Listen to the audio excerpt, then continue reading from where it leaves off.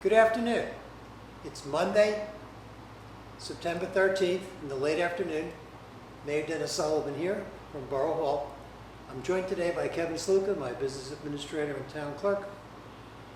Thought it's important in the aftermath of the storm that we bring back the format that we did during the height of the pandemic.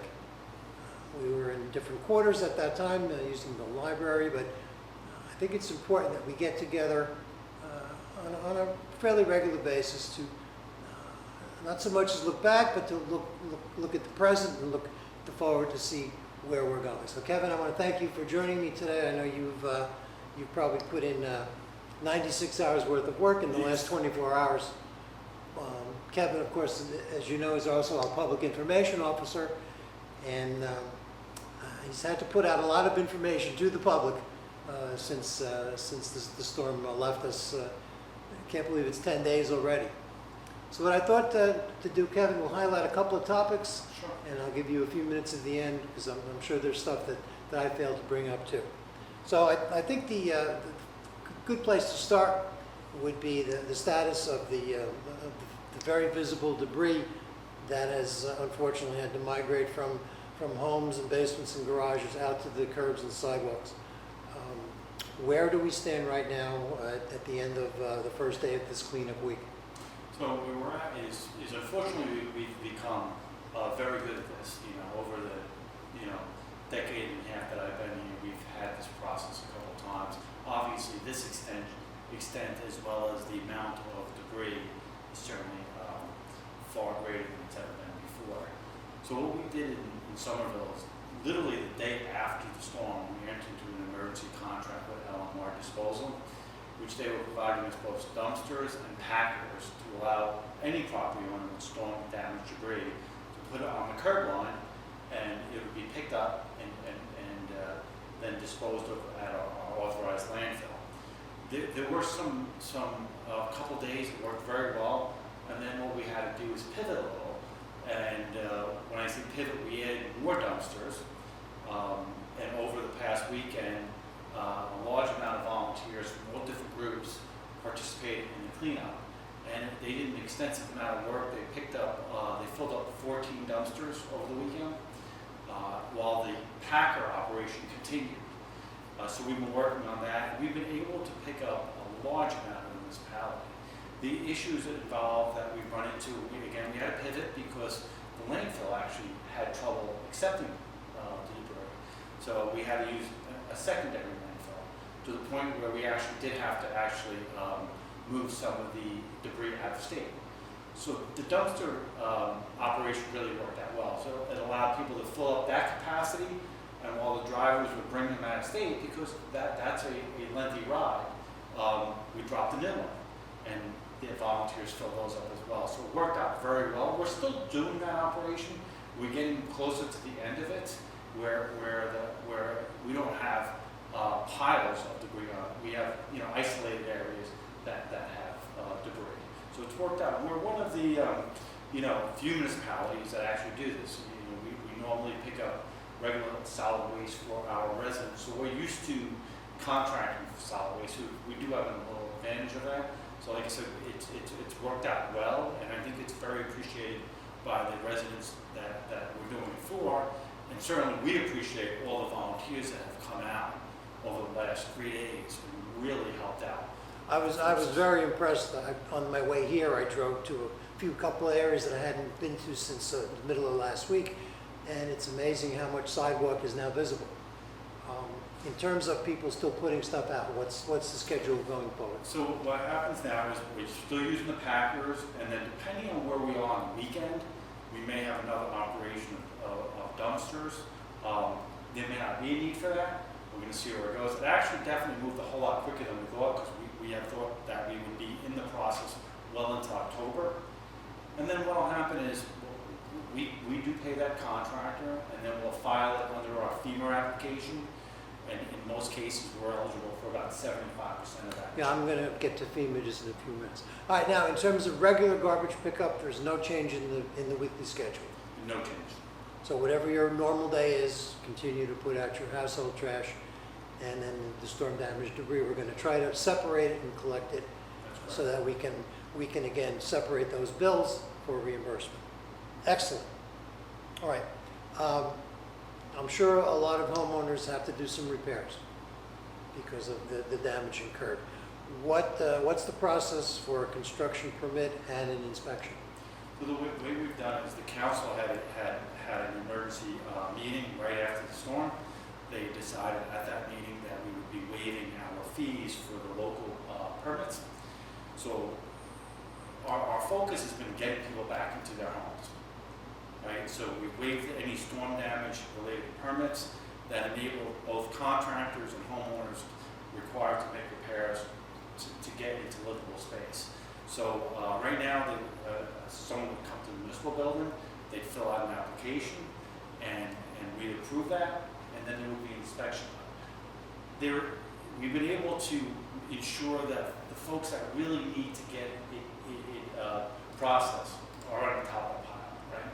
So convenience, construction, things like that's being held off a little, while the inspectors are getting people back into their homes. On a priority basis. Sure. And just a word of caution to homeowners. I know you want to get your work done quickly, but it's very important to not only use a qualified contractor, but to make sure you get the construction permit and the inspection at the end. Our intent is not to slow the process down. Our intent is to make sure you get quality work that is not, not shoddy. Unfortunately, human nature sometimes being what it is, a crisis brings out not only the best in people, but it brings out the other side too. And we don't want you to run afoul of a sort of a fly-by-night operation, or someone that knows a little bit about electricity or plumbing that could cause you, more headache down the road. So, our construction office is here to help make the process, expeditious and with no fee. We'll take care of that on our end. Good. All right, we had a major displacement of residents, probably several hundred in the areas of Mercer Street, East Cliff Street, and Brookside Ave. As of say midday today, and I know you've been busy, probably haven't had a chance to get an update on it. Where do you think right now we stand in terms of the numbers of people that are able to come back? So where we have the meeting I just left to come here, that was on tenancy and housing. So the largest areas of the municipality where we will struggle with is we have in Brookside the East Cliff apartments. There's about 60 units there. Those units are going to be completely gutted. All the tenants in there cannot go back. There was an opportunity provided to remove any personal belongings. The first floor was very damaged. The second floor not as much. In both cases, we've learned today that the property owner there is offering the September month rent back that people may have prepaid, as well as their security deposit. And then they'll be able to exit their existing lease. The contractor there and the owner is expected to renovate the East Cliff. We have not seen any particular plans for that. However, we're being told of that. The other development in the municipality that we'll struggle with is there's two right next to each other. It's 150 South Bridge Street and 152 South Bridge Street. One of the buildings, a little more than the one of the addresses, a little more than the other, have significant damage. The 152, they're in the process of slowly making some final repairs to move people back in. So when I say repairs, there's going to be continued work going on there. However, getting people back is important. So there may be certainly some inconveniences while that's happening. The 150 South Bridge Street is certainly a struggle. Those are several different buildings attached there. They do have to separate some electric there as well. And there might be one of those units, maybe a couple of units that we can get in. But those are the two areas that are struggling. We're in touch with both property owners on those projects, and as they come to us, we recognize the priority to do that. Those individuals that are displaced, most of them are either with friends and family or have been placed in a hotel under the guise of the county at this point. Okay. Does the property owner have any responsibility in helping them relocate? I don't know that there's a legal responsibility in there. However, certainly, I think their goal is to renovate and get folks back in the property. I don't know their legal requirement to do that. One thing I learned doing some research this weekend is if your rental unit is uninhabitable, you must get your security deposit back as well. That has to be given within 5 days to help you, in the short term. So there is some protection under the tenancy law for that. And what we've done is the critical part of this is if you apply for FEMA rental assistance, you'll get financial ability for rental assistance about 7 to 10 days. And if you're getting to your security deposit back or your September rent, what'll happen is at least that'll keep you going until the FEMA rental money starts. Now, I was on the phone with one of the hotels today, 2 of the hotels. One of them I got into a very detailed conversation. We, as Somerville, also have the ability to contract directly with the hotel as well. Of course, that's an inconvenience. We have a walking school district, so if you have children, that becomes a little much more of a hurdle as well. But we are in those relationships now. So applying for the FEMA rental assistance is critical in the process, because if you don't do that, really you're going to have a difficult situation because you're not getting any additional money in 7 to 10 days. It's a good segue into my next topic, which is FEMA. First of all, if you have any property damage, you must first register with your insurance company. Whether you're a tenant or a homeowner, you must at least notify your insurance company of your loss, get an adjuster out. I think some companies are actually doing it virtually through photography, but you must first register with your insurance company and then file a claim with FEMA. If you don't have insurance, well, then you go to FEMA alone. But if you have insurance, it's important that you register first with your insurance company, because that's the first question FEMA is going to ask you, is did you file with your insurance company? And to save you time, I understand now it takes about 7 to 10 days when you first contact FEMA for your claim number to be established, and then the process can begin. So in terms of contacting your insurance company, FEMA, please take care of that. We're going to prepare a list of phone numbers and resources that we can distribute. All right. Speaking of FEMA, we are obviously going to file a claim with FEMA for public property that's been damaged or lost.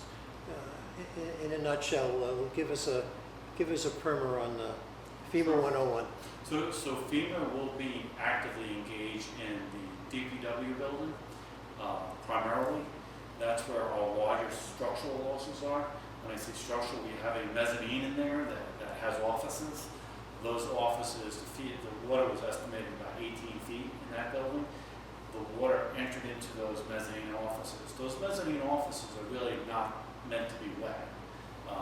So what happens is that'll eventually be gutted as well, and that'll be the area of most concern as it relates to FEMA. Now, the borough itself has insurance, so the primary for insurance is we'll cover our vehicles and equipment, which again, we had substantial losses as well. We've already had all our insurance. When I say our insurance agents, we've had our environmental insurance underwriters here. We've had today. We've had all vehicle appraisals conducted today. We do have rapid recovery, our recovery agent that had come out to initiate the cleanup. So we're very well in that process. But again, this is a time and it's a process. But I think our losses are going to be substantially both in the building and on equipment related to DPW. We did have some losses in fire, predominantly vehicle-wise. While there was certainly engine company was hit hard and was on the water, that building is a repetitive loss building, meaning that we've elevated a lot of things in that building, which have included a furnace and other things that wouldn't normally get wet because of repetitive loss.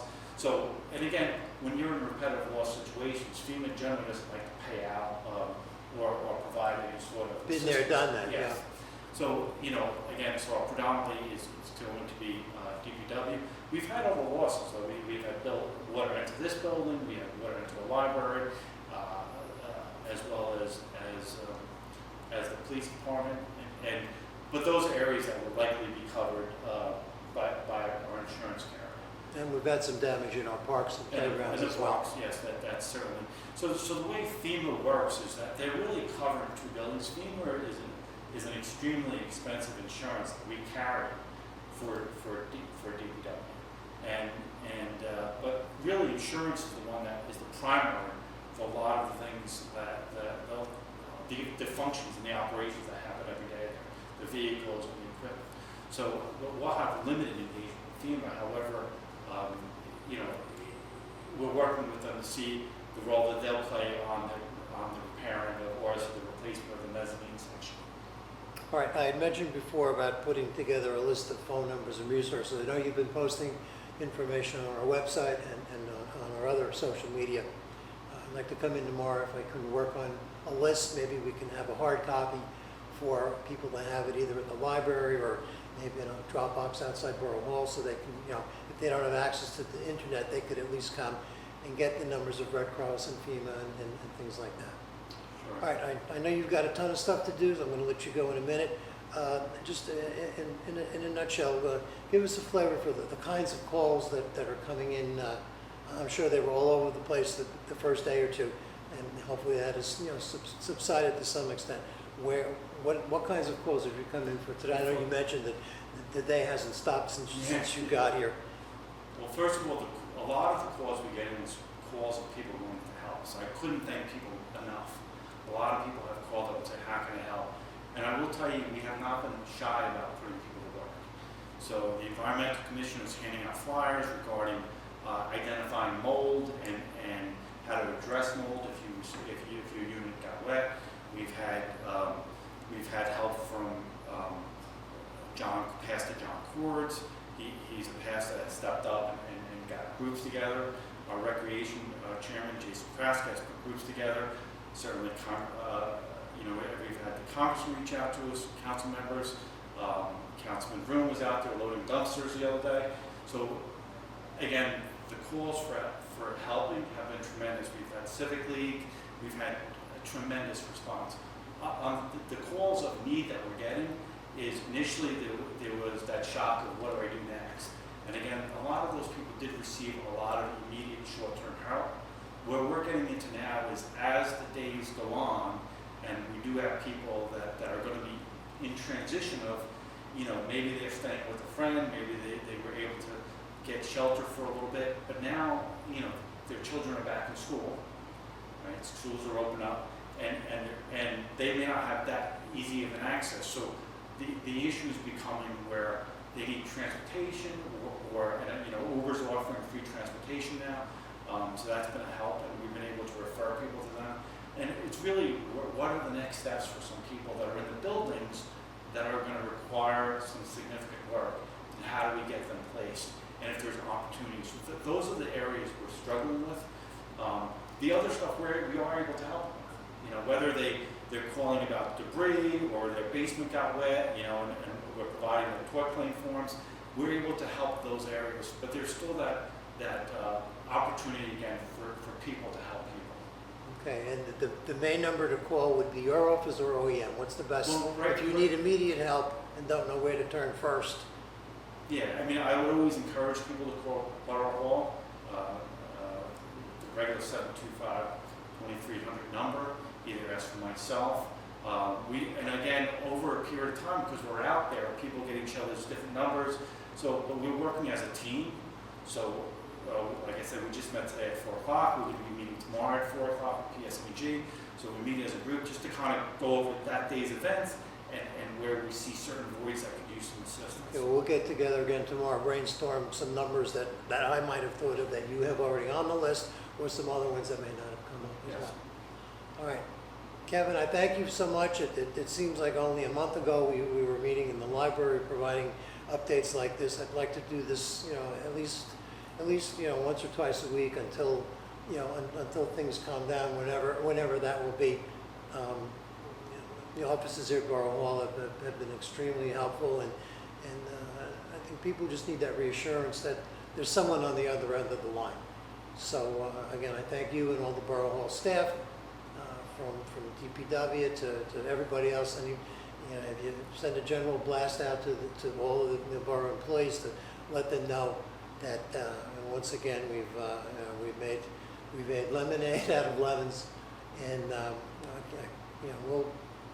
we'll get through this with the good staff we have and the rest of the community as well. So I'm going to let you go Thank you. and have a few closing remarks before I end for the day. Thank you, Mayor. And I'll talk to you tomorrow. Thank you. Before I leave you today, just wanted to make a few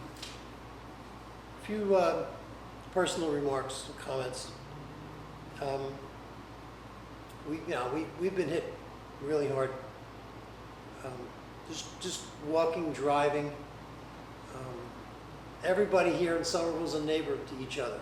We're 12,000 people, squashed in 2 square miles. And with the rain and the flooding, it seemed like a half a square mile. We were all packed on top of one another. But it's reassuring to see now after a week, 10 days, that we are recovering. We've certainly got a long way to go. When history writes about this storm, they're going to talk about how it measured, how many feet of water, how many inches of rain, how many dollars in damages, how many days, weeks, and months in time of cleanup and recovery. But you can't measure the heart of a community. The civic groups, the volunteers, the church groups, the scouts, the neighbors helping neighbors, lending each other sump pumps, lending each other mops, helping each other carry stuff to the dumpsters. That's what's going to get us through this. And yes, we've been hit hard. It's emotional when you see the stuff that people store in their basements. We all store stuff in our basements that we don't use regularly, but we don't want to get rid of either. I saw a plush Santa Claus the other day out at the curb, and it reminded me of Hurricane Floyd when I was working with the Red Cross in Mandel, and I saw a teddy bear on the side of the road. That's not storm damage. That's someone's life. It's someone's child's favorite toy. And it's hard. It's hard to see that out in public view, going to a landfill somewhere. So we've suffered a hit, and we're going to come back from it. I know we will. In the meantime, reach out to your neighbors, which I've seen over and over and over again. If you physically can't do the work, you can write a check, make a donation, cook a meal, again, which is going on all the time. History will not remember all of that when this goes into the archives someday. But your neighbors will remember, and more importantly, you'll remember what you did. And with that, I just thank you for just being friends and neighbors to each of our 12,000 brethren here. Long road ahead. You've got resources here at Borough Hall. We've got excellent relationships all the way from Washington to Trenton to Grove Street. I was fortunate enough to have our congressman here last week. He could only give me 20 minutes, so I drove pretty fast so he could see a good part of our town. He's in our court.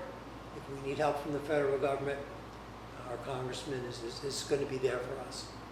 We have very strong relationships with our state representatives. The Legislative District 16, of which we're a part, is going to be establishing mobile offices in the near future where people can come with questions to get the help that they need, and just to know that there's someone there to listen and give them some guidance. Our county commissioners are very supportive of us as the county seat, and have had good communications with them over the last couple of days, and help's on the way. We've started the ball rolling just with community effort. We're going to need some help from deeper pockets and stronger manpower than we have right now, but we will get through this, and we can be collectively proud of where we've been, where we are today, and more importantly, where we're heading. I'll be back with you. I'm thinking about this coming Friday, depending on how our cleanup efforts go and what other updates I can provide. In the meantime, if you'd please check our website, check our other social media outlets. I hope to see you about as we, again, dig out from under this. Just keep Somerville strong. I'll see you soon. Thank you.